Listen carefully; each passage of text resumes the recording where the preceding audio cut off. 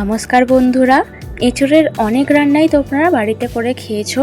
একবার এইভাবে এঁচোড়ের চপ বানিয়ে খেয়ে দেখো, অসাধারণ খেতে লাগে এই এঁচোড়ের চপ। আর এই রেসিপিটা বানাতে খুব একটা খরচ লাগে না, ঘরে থাকা উপকরণ দিয়ে এই রেসিপিটা বানানো যায়। প্রথমেই আমি এখানে হাতে একটু সরষের তেল মেখে নিচ্ছি, কারণ এঁচোড় কাটার আগে হাতে একটু সরষের তেল না মাখলে এঁচোড়ের যে আঠাটা হয় সেটা হাতে লেগে যায়। তো আমি এখানে এঁচোড়টা নিয়ে নিয়েছি। এবার এঁচোড়টাকে আমরা ছোট ছোট কিউব করে কেটে নেব। এঁচোড়টা যেহেতু সিদ্ধ করে নিতে হবে আগে, তাই জন্য আমরা এঁচোড়টা এইভাবে ছোট ছোট কিউব করে করে কেটে নেব। আর এঁচোড়ের খোলাটা একটু মোটা করে কেটে বাদ দিয়ে নিতে হবে, কারণ এঁচোড়টা যদি একটু মোটাভাবে না বাদ দিই তাহলে না সিদ্ধ হতে দেরি হয় অনেক।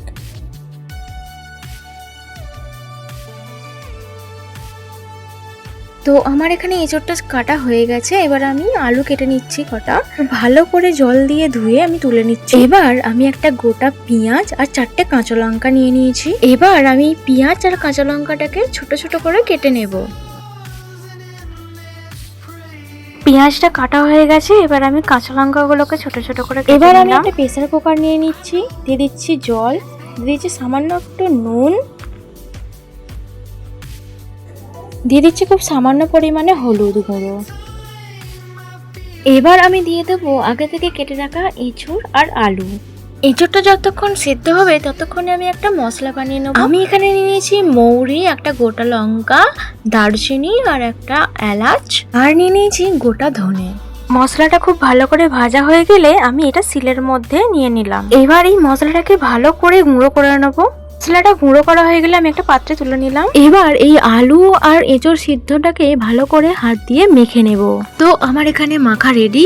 এবার এঁচোড়ের চপ বানানোর জন্য কি কি গুঁড়ো মশলা নিলাম দেখিয়ে দিই। এখানে নিয়েছি গোলমরিচের গুঁড়ো, হলুদের গুঁড়ো, লঙ্কার গুঁড়ো, গরম মশলা গুঁড়ো, আর এখানে রয়েছে জিরে গুঁড়ো আর সামান্য একটু চাট মশলা। আর আমি একটা কড়া নিয়ে নিয়েছি। কড়াটা গরম হয়ে গেলে দিয়ে দিলাম সাদা তেল। তেলটা গরম হয়ে গেলে দিয়ে দিচ্ছি কেটে রাখা পেঁয়াজ কুচি। পেঁয়াজটা ভাজা হয়ে গেলে আমি ওই যে মেখে রেখেছিলাম আলু আর এঁচোড়, সেটা দিয়ে দিলাম কড়ার মধ্যে।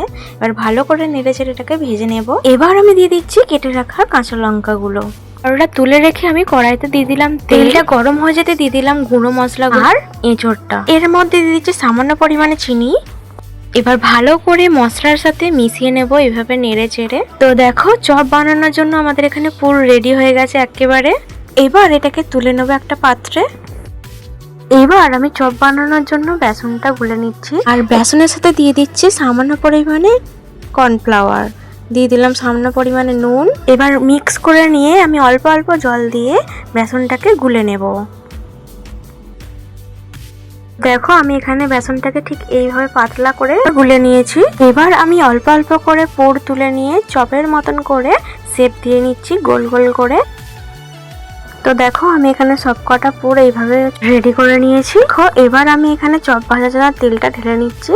একটু বেশি করে তেলটা দেবে তোমরা, বেশি করে তেল দিলে চপটা খুব সুন্দরভাবে ভাজা হয়। তো দেখো, তেলটা এখানে গরম হয়ে গেছে খুব ভালো করে। এবার আমি একটা একটা করে পুর নিয়ে বেসনের মধ্যে দিয়ে তেলের মধ্যে ছেড়ে দিচ্ছি।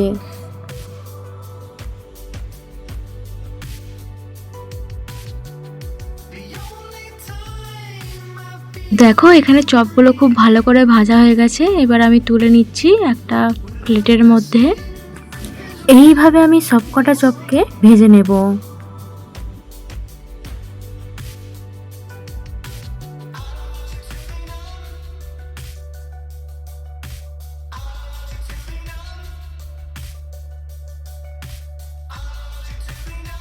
তো এইভাবে চপ বানিয়ে তোমরাও খেয়ে দেখো, আশা করি তোমাদের ভালো লাগবে।